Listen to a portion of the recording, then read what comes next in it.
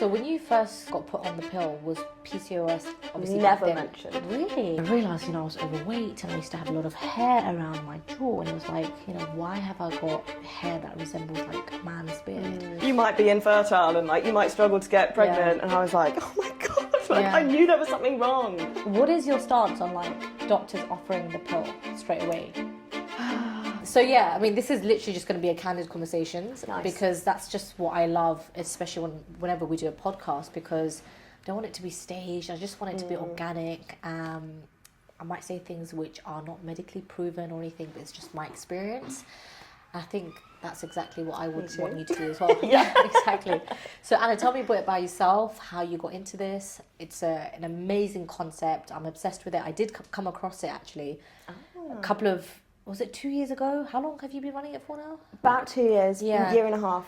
Yeah, I did come across it and I definitely wanted to get in touch with you because I thought it's a really good concept. Nice. But we can get into it a bit more.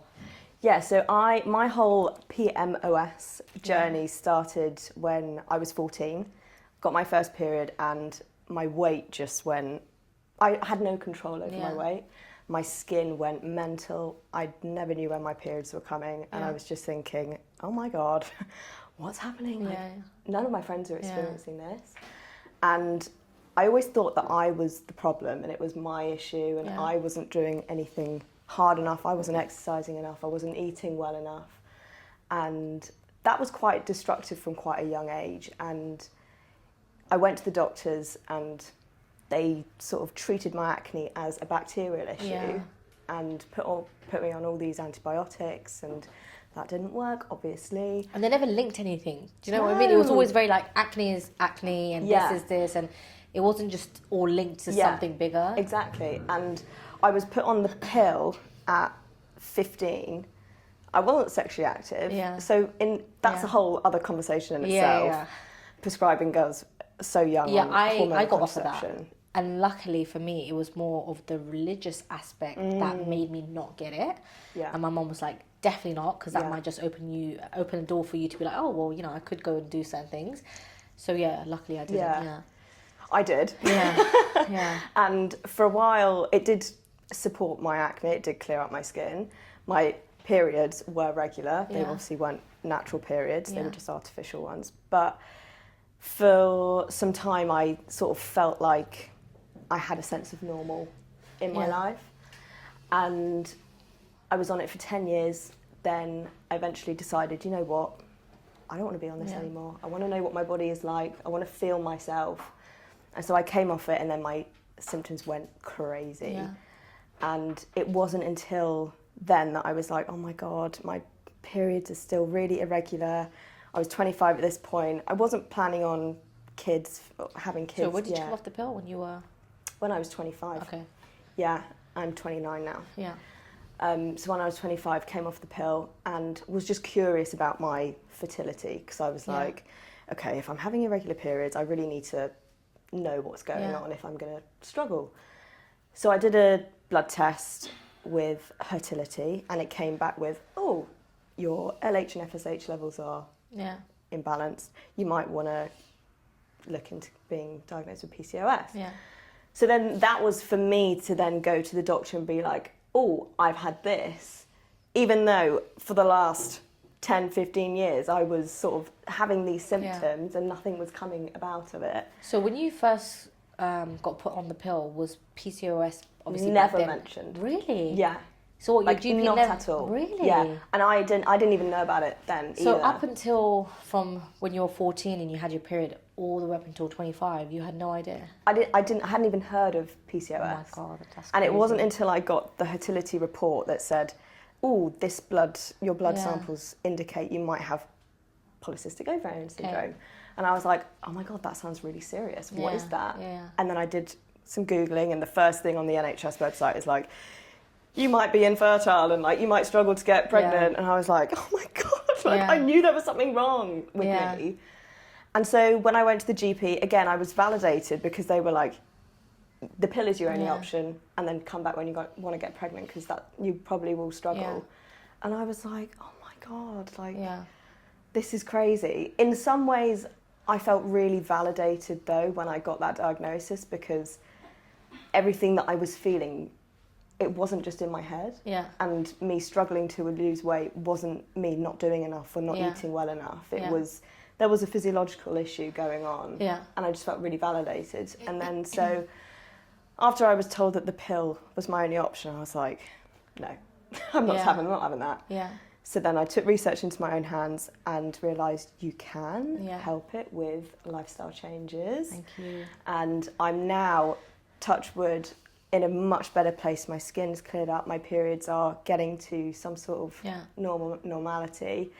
My mood is much better. One thing I didn't mention, I got really depressed and my anxiety went wild at one point, and I'm in a much more settled place now. Yeah. And it's funny because it's not until I sort of have something really high sugar and sort of go out with friends and things and sort of go wild, and then my skin will flare up and then I'll feel really rubbish for the next week, and I'm like, okay, my body is still like at this level of not coping, but I'm really keeping it at bay. Yeah.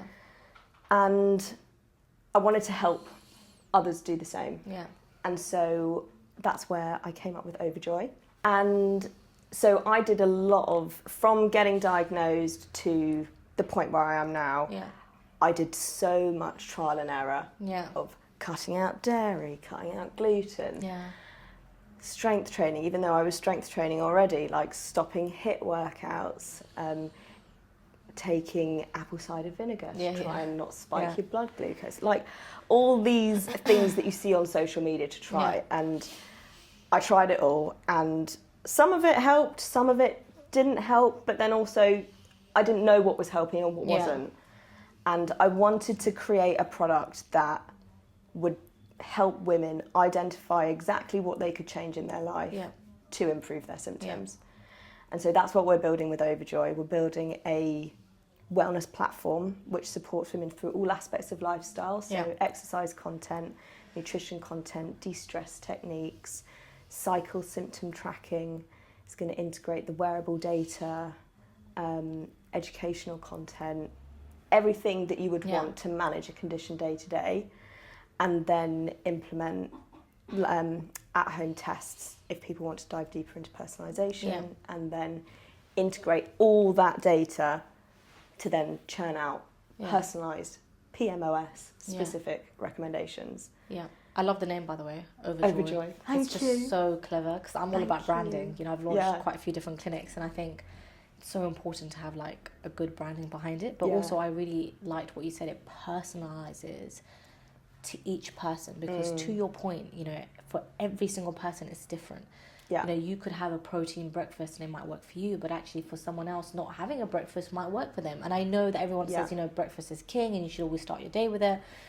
But I've also met people that actually, when they're fasting and they have their first meal at 1 p.m, that really works for them. So it's really important that we recognize that every single body is different 100%. And they might need different approaches.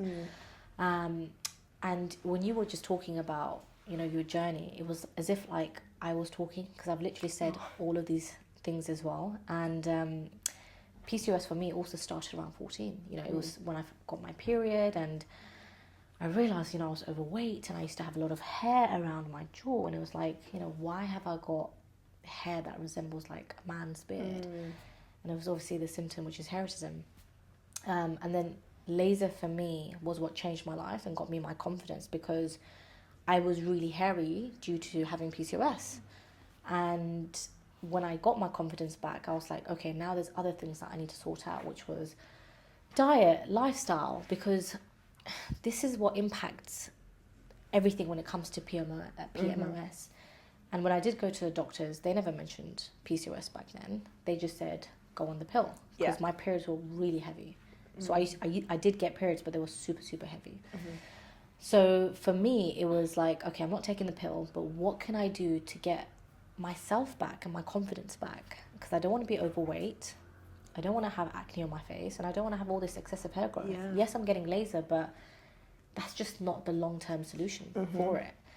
So I started to like exercise. I think nutrition is a massive, massive part. Like 100%. For me personally, nutrition was like 80% of what actually reversed my Mine PCOS too. back then. Me too. And when I started my clinic, Hannah London, which was the first clinic that I launched, I actually had a PCOS membership within that. Oh, nice. So I started like this PCOS membership group back then, and we got like 20 girls that used to get together every month who also suffered from it. And I used to basically talk to them. I did like consultations with them. Now, I'm not a doctor. I don't have any medical background. But for me, I had like a proven record of reversing it for myself. So I wanted to kind of give my feedback to these girls and see if maybe that potentially could help them. And the sort of like the narrative that I kept hearing from these girls was, I've been to the GP and they've told me I've got PCOS and that's it. I don't know anything else. I had to go back, Google, and what, to your point as well, you know, the first thing they read was infertility. And all of a sudden you're giving your body and your mental health this shock. Yeah. And you don't need that, because stress is a massive factor which 100%. contributes to PMOS. And you know, hormones is a big part of it. So the new name now, PMOS, is polyendocrine metabolic ovarian syndrome. Now, polyendocrine is basically hormones. Metabolic is the way your body creates energy. Ovarian is obviously your ovaries. And syndrome is basically a bunch of symptoms. And what this is saying that this is your whole body connecting to itself. Because PCOS before was basically just ovaries, and it's got nothing to do with ovaries and cysts. Yeah. It's got nothing to do with that. This is, you know, we're talking about a bigger issues, which is your stress, your diet, your lifestyle. And all of this imbalance, then obviously, of course, it has effect on your reproductive system as a woman, you know, because this is your body saying, well, hold on, you're not stable here, so, you know, maybe you're not ready to have a baby yet. Yeah. And so when I started talking to the ladies in my membership, and I was like, look, we need to start talking about your diet. Let's even talk about trauma. You know, like from your childhood, did you suffer trauma? Because I got bullied a lot when I was a kid. Right. And I think that's a major, major factor to why when I did get my periods, I was all over the place. Because I was suffering from that trauma. And mentally, I wasn't, like, balanced. Yeah. So I think that's a big part. And then when I started sort of asking these females, you know, did you have stress around your period when it started? They're like, yeah, I got bullied, or my mum and dad were going through this, or I had these really bad exams. So there was always something around when these ladies were starting their periods that they were sort of going through externally with their life. And that was quite interesting, that pattern to link. But also, you know, when I dig deeper about their sort of nutrients, their active lifestyle, their social life, they knew that there was something wrong going on. You know, their diet was all over the place. It was very like sugar spikes. You know, one girl used to have a protein bar for breakfast every morning. And I'm like, yes, this says that this is healthy, but if you look how much sugar there is... It's so dangerous. It's so dangerous. And another one was like, I have a massive Starbucks Frappuccino in the morning. And that is pure sugar. Yeah. And then also when you look at their social circles, they were like, no, I don't really go out and sort of meet friends and do things. You know, that mental health was a big part of it as well. So for me, it was just about linking all these different things and seeing how can we just make small atomic habits that we could change that could have accumulating effect to a bigger picture. Because when I sorted out my diet, when I started exercising, when I started doing meditation, all these things that your app's going to have or your platform, it makes accumulated effect. Yeah.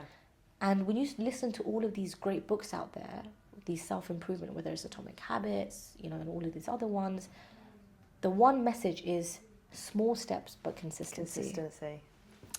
So for me, that's how I made a difference. But I still feel like nowadays the internet is just so one way. Yeah. Quick fix. Exactly. I want it now. Yeah. And I think another sort of rabbit hole that a lot of girls are going into that I wanted to ask you about, which was supplements. Yeah. Like, what's your view on that, you know? I mean, the clue is in the name. Yeah. Supplements. Yeah. They are there to supplement a well-balanced, healthy lifestyle. Yeah. It's a shame because I'm quite active on some of the PCOS Facebook groups. Yeah. and the Verity Facebook group, and every comment or every post that I see is, just been diagnosed with PCOS, what supplement can I take, or what medication should I go to the doctor and ask for? And I just want to sort of scream from the rooftops, it's not going to fix anything. But that just shows that the human race just wants a quick fix. I know. It's like these weight loss injections now as well. Like, it's great for some people, but for some people it's like, you don't need it. Yeah. You know, you just need to have the willpower to actually do it yourself. Yeah. Consistency. Yeah. And I think social media has a massive, massive impact, and I have a real sort of inner fight with social media that I think it's so destructive for a lot of women, myself included. Yeah. But why? Because it paints this picture, a false reality. Yeah. You look at a picture and you see someone's end goal and you think, oh, they got there overnight. Yeah. They show their starting point, their ending point, and they're like, look, I did this, you can do it too. And people think that it's a really easy journey, whereas that could have taken them 15 years to get to. Yeah. And it just allows people to live in a reality that is, well, a false reality. Yeah. And it's a shame. Yeah. I think, social media is very toxic for women, especially younger women now. Because I see my cousins who are like 17, 18, and they have this love and hate relationship where they're on Instagram, then they shut it, then they're on it, and they can't make up their mind, but it's just so disruptive. And there's a great book out there called The Anxiety Generation by Jonathan Harari. And he basically talks about how if teenagers, or basically boys and girls, are exposed to social media during their adolescence period, they are more likely to suffer from anxiety later down the age. And that's because your brain and your self-confidence, this is all developing around that age. Yeah. You know, you're developing your personality, your confidence. And if you're going to get exposed to things like, you know, men with six packs and girls with like amazing bodies, and you think that is reality, or this is what you should look like at that age, this is the norm, or this is what is, you know, people like, then you're subjecting yourself and you're exposing yourself to like harm in some ways, because you look at yourself in a completely different way. Yeah. And it's okay not to have a six-pack. It's okay to be overweight, because in some people, being overweight is actually considered healthy. So I think there's just such a warped reality that social media and in like, you know, these apps like Instagram and TikTok, and I think for younger people, they just need to spend more time actually physically being around people, creating a sense of community, having that interaction with human beings, because that is so important. And even I feel like these days we definitely lack that, you know. And is that something that your platform will sort of encourage? Yeah, for sure. One thing I didn't say earlier was that we will have a community function in there as well. And I also want to introduce webinars, workshops, in-person meetups, and really offer the support that I would have wanted. I continue to want living with PCOS, because it doesn't just go away. Unfortunately, it is with us for life now. There's no cure.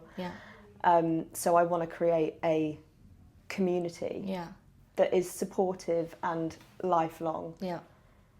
And one thing that again with the social media, is that yes, it paints a picture of a false reality, but it also has such a harmful effect with women with PCOS who struggle to lose weight and then suffer from eating disorders, and then all the flow that comes from that. And women with PCOS, PMOS, are 3 to 6 times more likely to have an eating disorder.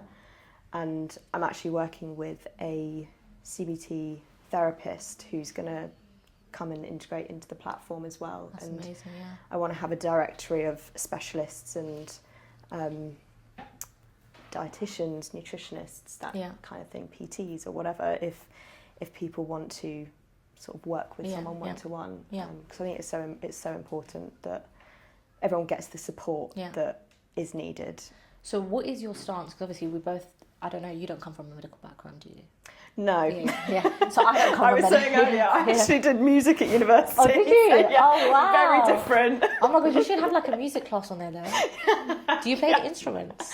I play the flute. Wow, I think that could be such a great thing. I should do like the theme tune or something as you open the app. You should. I think you should get a bunch of flutes and maybe just have a class where you're teaching people. It could be very therapeutic. Yeah, I mean, that could be one of the workshops, I guess. Yeah. Oh my God, I would never have thought. That is amazing.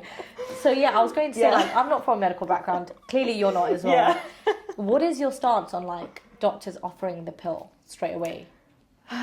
Because, like, I'm super anti-pill. Yeah. I know I'm going to get a lot of hate from maybe the medical industry. My brother's a doctor. So, you know, he's someone who openly prescribes these things. But for me, you know, I like the holistic approach more. Yeah. And I just think the pill is an artificial substance that basically overtakes your natural body's rhythm for a female. Yeah. And I personally don't agree with it. Yeah. And I just think that it does cause more harm than good. Yeah. Of course, you know, if you want it for family planning, that's completely understandable, and it does have a lot of benefits for that. But if you're taking it for PCOS, what's your stance on that? My stance is the same as everything has to be personalised. Yeah. And if someone goes to the doctor and their mental health is in a really, really poor state because of their acne or their hirsutism, and lifestyle changes take a while to kick in. Yeah. They do.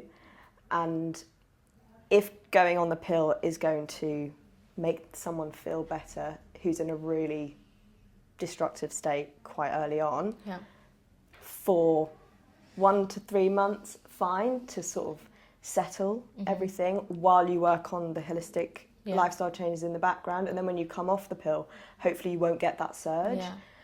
I think that's really beneficial. I think if you're prescribing the pill as a one-stop shop, that's it. Yeah. That's the only way we can fix this. That is really not the way forward. But it can be used as a tool if someone is coming in a really low point and needs a fix now, otherwise they can't go any further. So that's my that's stance. interesting. I think you're right. I think it is definitely like a person-to-person sort of solution. But I just found that a lot of women who did go on the pill, they just had so many side effects and actually made them feel worse than when they were on it before as well. Yeah, for sure. I mean, my experience, I went on when I was 14, when I first started my period, and I came off when I was 25. I mean, that's 11 years. Yeah. I did not know what I was like. Yeah. So I feel like I've, in some ways, been robbed of my adolescence. Yeah. Oh, so do you feel, so do you mean it changed how you thought, like your actual personality as well? I think to some extent, yes, but then I also don't know because I was so young. And I think if I had the choice or the education on what it would imply, what it would mean when I was put on it, I think I would have to like sit down and really thought about if that's something that I wanted to do. Yeah. But I didn't get that. It was just given to me and I just took it. Yeah. And I wasn't given the education on what that implies, what that's going to change in your body, how it's going to affect your mental health. I was very lucky that I didn't have side effects from taking it, but some of my friends who went on it made them really depressed, made their skin worse in some cases. So again, it's a personalised approach. So in terms of infertility as well, what is your message to women who do, you know, Google PCOS or PMOS and they read that, you know, there are challenges with getting pregnant? What would be your message to them? Because I've had women who have just come back from the GP, you know, one of a close friend of mine, and the first thing that she obviously read was infertility, and it literally broke down her world because she's about to get married. The first thing she wants is obviously to have loads of kids, and she now has this fear. And she is currently trying to get pregnant, but this, I feel like for her, it's this fear that's stopping it. Yeah. Because for a lot of women, and this personally happened to me as well, you know, when you're trying to have kids and you're really desperate, you go through maybe even IVF, you go through all these journeys, and it doesn't work. And actually, it's the moment that you stop thinking, you're like, do you know what, I give up. Yeah. I'm not going to have a kid. It's not going to happen to me. Boom, it happens. And it's happened to a lot of people. So I think there's a big psychological aspect of when you are trying to get pregnant, that when you stop wanting it, or when you stop trying to be in control and you actually relax your body and your mind, that's when your body's like, do you know what? Now you're ready for it. Yeah. And I do feel like sometimes like your mind and your body are just like two different people. Yeah. Because you could be thinking something and your body's like, nah, sorry. No. Yeah. I know you You're want not it, but ready. you're not ready. No. And that's what happened to me. You know, like, in this day and age, we are so in control of everything we want in our life. Whether it's like, okay, I'm going to go into Deliveroo and I want this, or I want this career. And, you know, we are just so in control of everything that when something doesn't happen our way, and I think social media has a big part of it. You know, like you see people like, yeah, just got married, now they're having a kid, now they're having their fourth kid. Yeah. You know, you look at couples like Vogue and Spencer. Yeah. They're great, I love them, but they also are just always happy. And it's like, that's not reality. It's not reality. Going to St. Bart's and having your fourth kid and, you know, traveling with 3 kids, and it's just not reality. Yeah. And it gives people a false sense of purpose. And people start feeling depressed about their own life because you're like, hold on, they've got that. Why is it not happening for me? So, so going back to my friend who got diagnosed with that, you know, the whole infertility thing, what is your message to people that have found out they are suffering from PMOS and they're struggling to maybe get pregnant, or they had this thought that they might not get pregnant? On the thought point, I would say, and it's the same thing that I would tell myself when I first got diagnosed, is that it's don't listen to what you read on the internet. Yeah, totally. It is possible. Yeah. I know a lot of women who have PMOS who have managed to get pregnant. I just had a baby 11 months ago. Oh, yeah. congratulations. Thank you. So really take your health into your own hands, and don't let someone else, even if they are qualified, even if they're a doctor, if you feel like something is wrong, something might be wrong. So own your own health. And also really listen to your body. I think we underestimate the signals that our body is telling us. Totally agree with you. And for years, it would take me, and it still does on some days, take me over an hour to fall asleep. I'd constantly wake up between 2 and 4 a.m. Yeah. And I just thought, I'm just a really light sleeper, I'm just a bad sleeper. But actually, no, that's your body telling you that your cortisol is dysregulated. Really? Was that what it was? Wow. Yeah. So how did you manage to fix that? So about 6 months ago, I was working in a very high stress environment. I was working in a gym. It was underground. There was no natural light. Oh my God, totally, yes. Music So your circadian blaring rhythm was all the time. Was it Barry's boot camp? No, it was Third Space. Okay. Yeah. Well, so. Similar, yeah. I would arrive at 6 a.m. when it's pitch black. I would then leave when it was dark. So I would literally see no natural light. Yeah. And lifting clients' weights, it was really physically demanding, emotionally demanding, having to sort of have conversation with people all the time. And I don't think I quite anticipated the load that my body was taking. So how did you put those two things together? How did you actually be like, this is it? It's obviously my work and my circadian rhythm. Research and understanding the body's signs that you can actually figure out on your own. And I then left that job in December, and I am now, it's been, it's been 5 months, I'm now sleeping better. It's incredible. Yeah, my skin has calmed down, and I honestly think stress was my main driver. Yeah. And so little things like that, and also in the afternoons, if you're having afternoon crashes, that can indicate that your blood sugar is having a tough time as well. So if you implement a high protein, savoury breakfast, that can regulate blood sugar levels across the day. So there are things in life that, or your body shows that something's not quite right. Yeah. And there are ways that you can change that. That is so interesting. Yeah, I think what you said is so interesting, which is listen to your body, because your body does give you signs. Yeah. And it was the same for me when I was trying to be so controlling over the whole pregnancy aspect, where my body was like, look, just relax, and when you do relax, it will happen. It will happen. And another thing which is good and bad is ChatGPT. Yeah. I think personally, I don't know what you're thinking. Actually, I'm going to ask you first. Because I have a love and hate relationship with ChatGPT. I mean, some people use it as their therapist.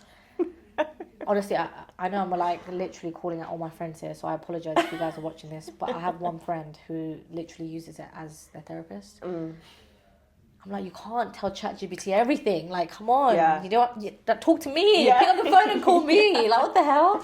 She's like, yeah, but ChatGPT was telling me that this is a situation like this guy, blah, and I was like, no, that's just too much. Yeah, I will say when it first came out, I was doing that too. Yeah. Because Were you? Yeah. Wow. Because I think as well. I'm laughing, but it's not funny. Yeah. But I'm actually scared to do that because I'm like, I don't want you to know too much about me. Yeah, I think I was in such a destructive, poor mental space that I was like, I need help now. I can't afford a therapist, and I need support. So, but what does that kind of tell us about us as well? Like, with my friend, like, did you not have a friend that you could reach out to? 100, yeah, I did. Yeah. I have lots of very, very great friends. I've got a partner, very supportive. Yeah. But what made you feel as if you couldn't tell them and you had to ask ChatGPT? Sorry if it's too personal. No, not at all. I think saying it out loud is very confronting, and you feel vulnerable. Very vulnerable, and you also have to sort of admit to yourself, even though when you're sort of typing it, it sort of doesn't feel like you're admitting to it. Yeah. In a way, you can sort of hide it and be like, okay, that's gone. Delete it. Yeah. Got that. Got my tips. I'm on my way. I now don't do that. Because I know how damaging it is, and it's not medical advice. Yeah, so. Exactly. But so my point with starting with ChatGPT was the fact that I started using it for everything in terms of my health. I was like, I feel like I have palpitations. Like, what does this mean? Have I got a heart condition? Like, I think you start becoming like hypochondriac. Is that right? A hypochondriac? Yeah, hypochondriac. Yeah.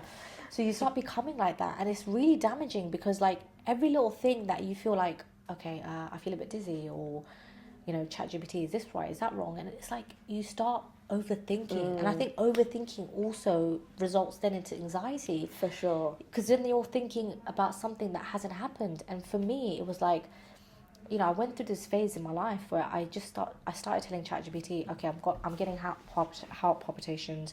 Am I going to die? Am I going to faint? I literally thought I was going to faint. I would be sitting in a meeting and I'd be like, oh my God, I don't feel like myself. Am I going to, what's wrong with me? So, and it was because I was getting so much information from ChatGPT, because, the response I was getting was, yeah, if that's how you're feeling, then you should maybe go to see a cardiologist, or you should go to your GP, and sometimes this can happen. And it was just leading on to so many different things. And it was just so unnecessary. Yeah. So I think nowadays, a lot of women are doing that, right? They're using ChatGPT with PMOS, and once you put that in there, you can get really good feedback back as well. To your point, it's all about doing your own research, but then you can also go down this rabbit hole where you're opening yourself up to so much information that you're getting overwhelmed, and then it's doing the opposite effect, which is giving you anxiety, because you've diagnosed yourself with all these different other things as well. So what would be your advice on women who are using Claude and ChatGPT to do research, but where would you say is that limit, and then where would you say they should actually go and see a professional person? I think from the outset, go and see someone, a professional person, a real person, from the outset. Yes, you can, if you want to ask ChatGPT, fine, but it just churns out a lot of rubbish. Yeah, exactly, So if you are going to do that, take it with a pinch of salt. On your way to the GP. Yeah. I had a meeting with one of my business advisors, and they said they were sort of questioning my approach and sort of getting me ready for investor meetings. And they were like, okay, so how do you differentiate from a ChatGPT or a Claude? Surely they could just sort of do what you're doing. And I was like, well, no, because they are not a regulated medical device. They're not a software that has been through the MHRA regulations. They cannot give personalised medical guidance. And I feel like even just getting that question is so scary, because people feel like ChatGPTs or Claude can do everything. Well, this is it. Yeah. And you know, they're not real human human beings. And what a lot of people, when I made this PCOS membership group, they wanted was to meet in real life. Yeah. They loved those meetups because they could see you, they could talk to you. Yeah. It was that social interaction, you know, and they missed that. They missed basically just having a chat, going for a coffee. And I think that is, if I was to join your app, that is the one thing that I would want to do, is meet people. Love that. You know, and like have meetups, do different things, because nowadays, in our day and age, the main reason for depression and anxiety, and it's at a rise, is the fact that people are just not communicating and interacting with each other more. There's not that sense of community. Yeah. You know, you look at the rates of children, it's going low. People are having less babies, and that's because it's really hard to have a child now in terms of the cost perspective. You know, physically as a mother, you can't look after a child all by yourself full time. You'll go crazy. But, you know, if you go back a couple of years ago, you look at, you know, the Eastern world, it takes, and there's a famous saying, it takes a village to raise a kid. And that's because they used to have community. You would have a kid, you know, one person would be cooking your meal. People used to live with big families. You know, you would have an auntie that could take the baby at night, for example. But nowadays, everyone's living in these very, like, isolated homes where it's just, you know, a father, a mother, and the baby. It's, you know, to have a nanny or night nurse, these things are extortionate. So for some people, you know, having a kid is just not affordable, because if you're going to go back to work and then put your child in a nursery, it could sometimes cost even more. Yeah. And I think nowadays, a lot of people are craving that community. Like, even for me, after I had a kid, the one thing that I kept saying to my husband was, I need my community. I want to feel as if I have people around me, whether it's my neighbours, you know, if I need something, can someone come over or give me company? And that has a big effect on mental health. And I think mental health plays a big role in PMOS as well. And people underestimate that having social interaction can make a massive impact. Yeah. So I think, like, on your app, that's one of the biggest things that would be, like, really important for me if I was to join. But also that is what we were trying to also sort of create in our PCOS membership, because we have a lot of clients that come and do laser that suffer from PMOS. And what we want to do is create some sort of running club every month, or something where people can just get together and be consistent with it. Yeah. Because that's what they're all sort of looking for. Because when we asked them, we were like, you know, what could we give to you in this membership that you would sort of have the urge to join? That is one of the things that sort of came up quite a lot. So I think that's amazing that you have that on your app. Yeah. We should do like a fitness class. I'll run a fitness class for the Laser Me Out girls. I would love that. We should so definitely do fun. that. Yeah, definitely. But no, it was amazing having you. Thank you so much for coming. I mean, I've got so many other questions that I'd want to ask you, but I think this podcast could go on forever and ever. We could do a part 2. Yeah. So, but if you could just let our sort of, you know, followers know about how they could join your platform, when it's launching. Yes. That'd be great. Yeah. So our Instagram is Overjoy, OVA Joy UK. Yeah. And our website is overjoy.co.uk. We are running, so we've got a web-based platform at the moment, and we're migrating it over into an app. So we're developing an app at the moment, and then we're going to be running another early user pilot sort of August time. Okay. We'll be sending out a wait list for anyone who wants to join that. Yeah. And then while we work towards becoming a software as a medical device, because we're quite restricted with what we can and can't say now. So yeah. Amazing. Maybe Laser Me Out could be like, you know, one of your perks on the apps, love that. For Get sure. like discount on laser. Yeah. Oh, amazing. Thank you so much. Yeah.